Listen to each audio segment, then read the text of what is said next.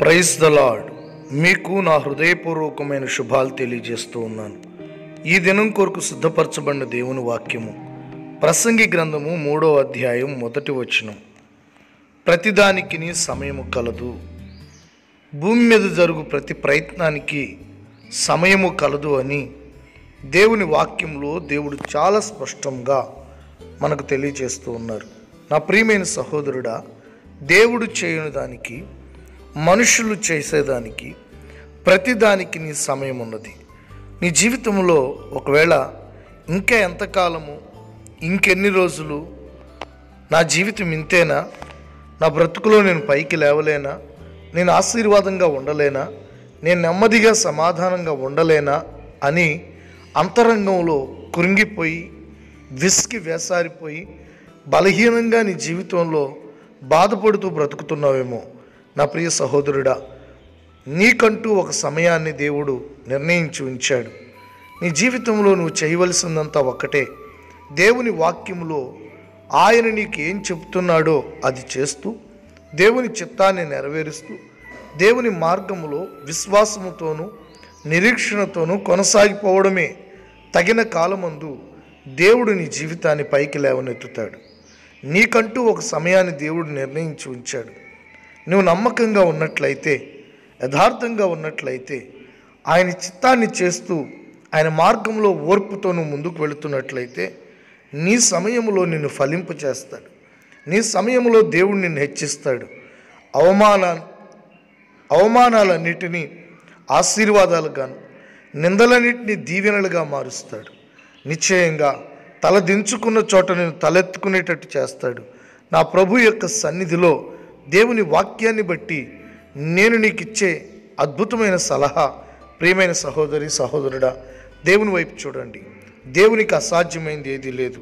నిశ్చయంగా తన కాలములో తాను సమస్తమును చేయగలిగినవాడు. దేవునికి సమస్తమును సాధ్యమే. నేను స్వస్థపరచగలిగినవాడు, నిన్ను బలపరచగలిగినవాడు. నీ ఆత్మీయ జీవితంలో నువ్వు కోరుకుంటున్నటువంటి ఆత్మ సంబంధమైన కార్యాలన్నీ నిశ్చయంగా నీ జీవితంలో దేవుడు చేయగలిగినవాడు. వర్తమానం వింటున్నప్పుడే నీకున్న దిగులు, చింత, వేదన విడిచిపెట్టి ఒక నిరీక్షణ కలిగి, దేవా, నీ సమయంలో నాకు మీరు చేయాలనుకున్న సమస్తాన్ని మీరు చేయండి, నేను నమ్మకంగా నీ సన్నిధిలో కొనసాగుతానని ఒక చక్కటి తీర్మానం చేసుకోండి. ప్రభువు నీ కొరకు ఎదురు చూస్తూ ఉన్నాడు. నీ జీవితాన్ని ఆయన చేతులకు అప్పగించుకో. పేతురు పత్రికలో ఎలాగుంటుంది? దేవుడు తగిన సమయమందు మిమ్మల్ని హెచ్చించినట్లుగా ఆయన బలిష్టమైన చేతి కింద దీన మనస్కులై ఉండండి. తగిన సమయం అనేది ఒకటి దేవుడు ఉంచి ఉన్నాడు. ప్రతిదానికి సమయం కలదు కదా. తగిన సమయంలో ప్రభువు నిన్ను తన బలిష్టమైన చేతులతో ఊహలకు అందని స్థితిలో ఉన్నతమైన స్థానంలో ప్రభు నిన్ను నిలబెడతాడు. ఆయన చేతులు నిన్ను ముందుకు నడిపిస్తాయి. కనుక దేవుని చేతులకు అప్పగించుకో. దేవుని చిత్తం చొప్పున నడుచుకో. వాక్యంలో ఏముందో అది చేస్తూ, దేవుని వెంబడిస్తూ నమ్మకంగా ప్రభుని ఆరాధించు. నువ్వు పొందుకున్న రక్షణను బట్టి, నువ్వు పొందుకున్న ఉపదేశాన్ని బట్టి ప్రభువుని స్తుతిస్తూ, నీకు బోధించబడుతున్న ఉపదేశమును అనుసరించినాడు. వాక్యం చదువుట్లో, ప్రార్థించుట్లో నీ సమయాన్ని గడుపు. ఇతరులకు దేవుని ప్రేమని ప్రకటించుట్లో నీ సమయాన్ని గడుపు. దేవుని సన్నిధిలో నువ్వు కొనసాగుతున్నప్పుడు నిశ్చయంగా దేవుడు ప్రతిదానికి సమయం ఉంచిన దేవుడు నీ జీవితంలో ప్రతిదానిని తన సమయంలో నెరవేర్చి నిన్ను ఆశీర్వదించి సంతోషింపజేస్తాడు. తనను ఘనపరుచుకుంటాడు. ప్రార్థన చేసుకుందామా? పరిశుద్ధుడు అయిన తండ్రి, ప్రతిదానికి నీ సమయము కలదని, అన్నిటికీ సమయాన్ని నిర్ణయించిన, అన్నిటికీ సమయాన్ని కేటాయించిన సర్వశక్తి గల దేవుడానికి స్తోత్రాలు.